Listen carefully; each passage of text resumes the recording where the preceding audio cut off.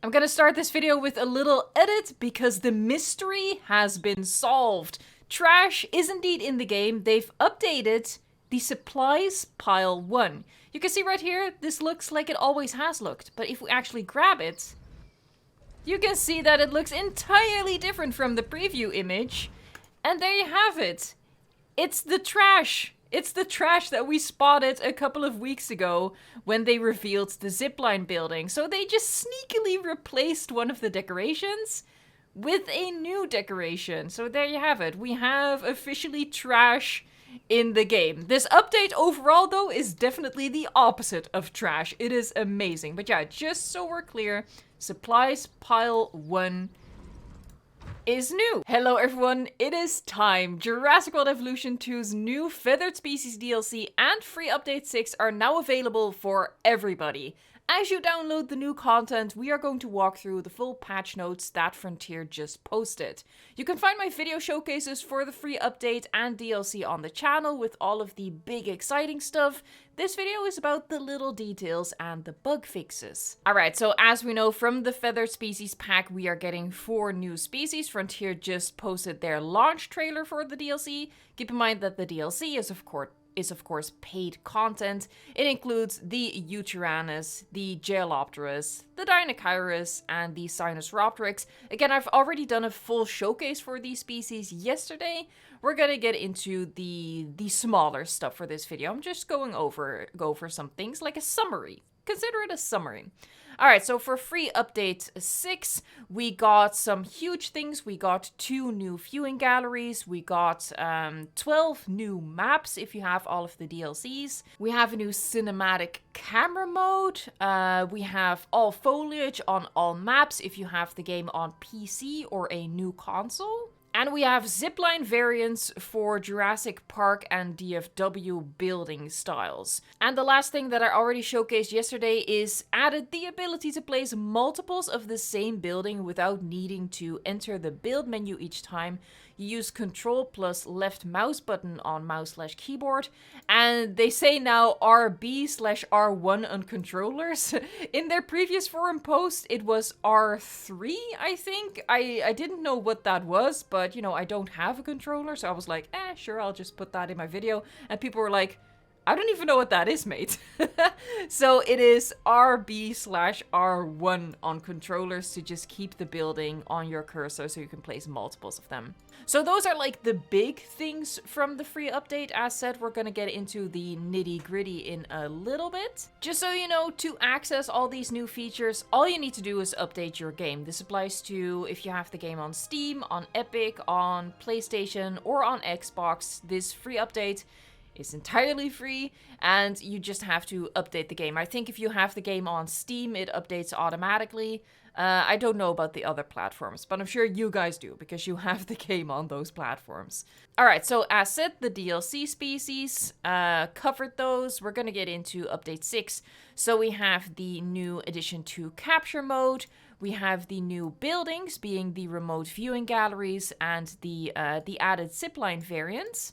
We're gonna go through these very quickly again because this was all covered in depth in yesterday's video.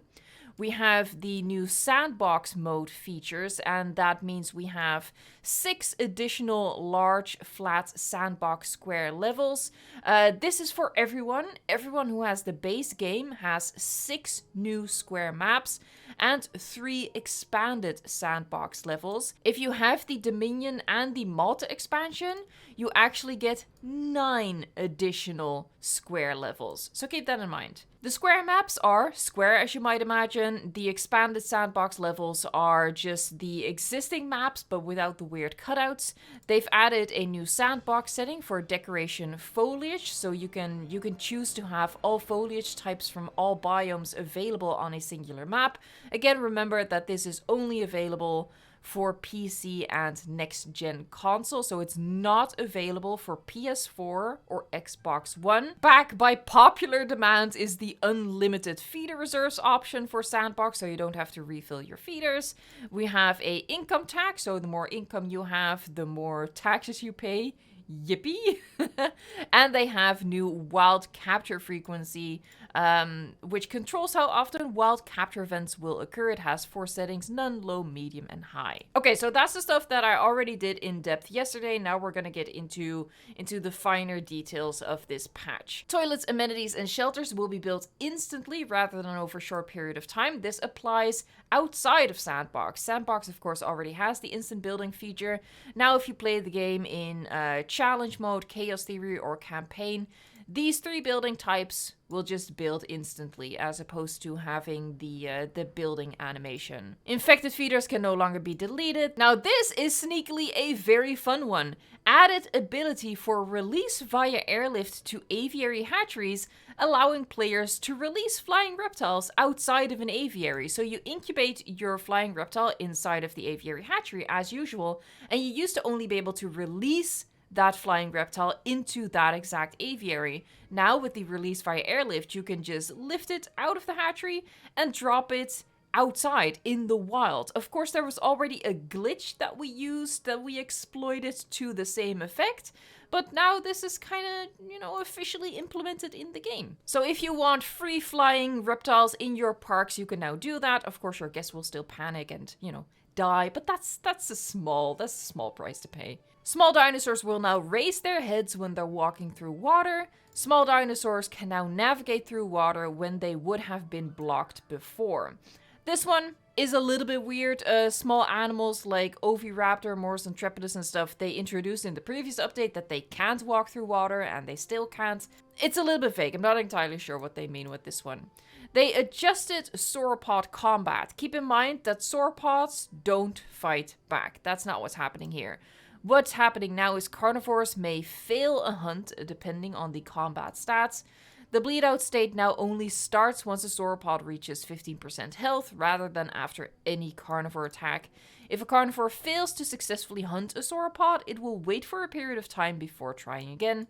And they adjusted feedback for when the bleed out state is affecting a dinosaur. It just means that your sauropods have a bigger chance of survival when they are in a habitat shared with a carnivore that will be attacking them. It's not any more exciting to look at, let me put it that way. They adjusted UI cohabitation feedback on Therizinosaurus, Indominus Rex, Velociraptor, and Indoraptor to more clearly reflect their likes and dislikes. So before this update, when you started a new Sandbox park, your park was closed by default, and they now actually switch that around. The default is that the arrival point is open, so your park immediately starts to fill with guests as soon as you put your first dinosaur in. They've made some changes to the amenity management screen, sort of clean that up, make that more informative.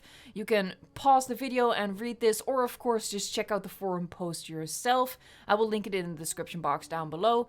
They also added a delete confirmation prompt when trying to delete a hatchery with active synthesis or incubation tasks. So, if you have a dinosaur waiting in the hatchery and you sort of forgot about it and you delete that hatchery, it used to just delete. Right now, it reminds you that, hey, there's a dinosaur in here? Are you sure? And then you can still choose to proceed or not. Replace park reports and contracts with small notifications if they trigger during full screen context. For example, driving park teams, editing terrain. So it feels like less of an interruption, it's less in your face, choose a contract now. It is more subtle, it's off to the side. Oh, this one actually we did already cover in yesterday's video as well. Added a new random rock placement option to landscaping tools. Very, very handy if you just want to quickly decorate a habitat with a variety sizes of rocks. They added management view toggles whilst inside various placement modes. So, for example, for the feeders, they added the ability to toggle ranger pose view on and off.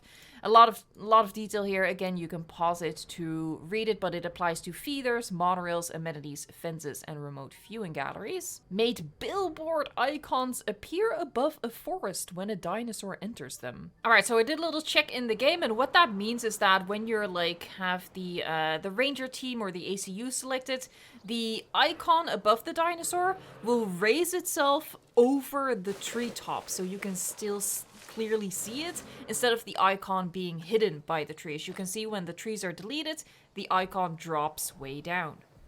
Another thing that we already covered yesterday is the new slow motion, or rather, the new old slow motion. It is the return of slow motion. It's not limited to capture mode though, as it was in Jurassic World Evolution 1. It is just in the base UI, so you can apply it whenever you're playing the game. Disable carrots on financial items in monthly reports when there is no change from previous months. Increase the transparency of dinosaur visibility highlights to improve readability. That might be very handy. Restrict lock-on to valid targets. Subtitles have been changed to be able to fit in more text. They moved the weapon/equipment switch prompt to a more visible location when controlling park teams. So maybe they got some feedback where people didn't know how to switch between the different equipment that your ranger team uses, and added unique map icons for medium and large amenity buildings. This is a big one for people who have the game on PlayStation. They added the ability for players to import their PS4 player progression to the PS5 version of the game. So this will merge progress and will not overwrite progress on the PS5 if you have any. I think before you could only transfer your park save files. So, you know, if you've done the work unlocking stuff in campaign, that actually didn't transfer. So now they made it so that everything you've done on your PS4 can now be transferred to your new PS5. They made some little changes to Chaos Theory to improve the gameplay there. They've made some audio changes with like the voiceover of the characters. Added setting for repeat introductions found under the audio subsection to toggle this on and off. So for example, before this update, you only got like the character introduction of a dinosaur the first time you release them. Now you can have repeat introductions, you can turn that on. So they'll do their little introduction bits every single time you release a dinosaur of the same species. If you want that, I don't know why. I'm always a little bit annoyed by how much they talk. But you know, if you like that. They have some quality of life changes for people who have the Dominion Malta expansion and the Dominion Biosyn expansion. The most important things here are the additional extra square maps that you get if you have these two DLCs. And also, one thing I didn't include in my map showcase from yesterday is that we also have an expanded sandbox level for San Marie Bay. They did not mention San Marie Bay in their previous forum post about the update that was coming up. So yeah, I didn't know that this map was included, but it replaces the natural lagoon of the San Marie Bay with buildable ground and greatly expands the play area. So yeah, sometimes I miss stuff in an update because we don't actually get any additional information when we get early access, so it's really trial and error, and yeah, sorry, sometimes I do overlook stuff, but this is like a little showcase of what that expanded map looks like. Now let's get into some bug fixes for the dinosaurs. I'm just gonna list like the most important and interesting things. So they fixed some marine reptiles starving to death when trying to hunt with low stamina. Fix marine reptiles not hunting/eating food until food bar is red. Chimerosaurus head clipping through the ground has been fixed. This is an important one. Fixed the Apatosaurus losing its eyes in particular instances. Yes. Thank you very much. I've seen screenshots of this. I'm traumatized. Yeah, oh god. Fix Diplodocus spines detaching from their bodies when viewed at a distance. Also seen screenshots of this. Kind of funny. Fix Mosasaurus angling upwards when released from the lagoon hatchery, causing it to clip through the gate.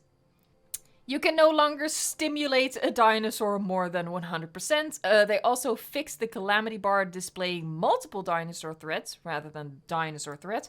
I was confused by that. I once had a singular dinosaur escape and it said multiple dinosaur threats. I was like, what? This sounds like a big one that people who play the other modes might have run into with much frustration. Fixed an issue where selling fossils rapidly could result in loss of control functionality in the fossil screen. This is something I've seen people complain about as well, so happy to see this be fixed. Adjusted the Jurassic Park marine shark feeder so vehicles can access for resupply. Oh my god! Oh my god! People! It has happened! They fixed it! Prevent transport helicopters from blocking other helicopters from delivering dinos with their waiting positions. This is the helicopter glitch that causes sometimes your helicopters to just hover in the air for a super, super long time. So that's excellent. That was one of the most annoying bugs that I've personally encountered. So yeah, I'm happy that they fixed that they've changed the inner workings of this so that it doesn't get blocked and your helicopters won't just hang in the air. Fixed Jurassic Tour voiceover incorrectly referring to Spinosaurus as from North America. I've never encountered that one, but that's kind of funny actually. And they just have some miscellaneous fixes over here. You know, various stability fixes, various animation fixes, various audio fixes. I don't know the details of that. They don't list the details. I don't know if this includes the social animation bug where they jitter, you know. I will say that I haven't seen any jittering in the social animations for the new creatures from the Feathered Species pack. So yeah, maybe this means that it has been fixed. We'll just have to through trial and error see if it actually has been fixed. For the Dominion Biosyn expansion, people who have that expansion, they fixed dinosaurs occasionally passing through invisible fences. I did notice that, yeah, they sometimes do this, but they also sometimes pass through the very visible fences. So it's not specifically listed here if that's also been fixed, like the common problem of dinosaur phasing through the fences. Supposedly, it has at least been fixed for the invisible fences. Fixed fish feeder dispensing issues in San Marie Bay causing marine reptiles to starve to death. Yeah, I've seen a lot of people mention this, so that's very good to see that fixed. Again, I will link the forum post in the description box down below so you can read through all of this. Of course, I skipped over a couple of things to keep it a little bit shorter on time, but I hope that these videos at least make the information a little bit more digestible to you. You don't have to read it, you can just, I don't know, podcast this video, just listen to it as you're doing the dishes or something so you're fully informed. That's kind of the point of these videos. Keep in mind the free update and the DLC are now available to everyone, so I hope that you guys are gonna have a great time with all of the new content and the features. Thank you so much for watching, liking, subscribing, and until next time, enjoy the game.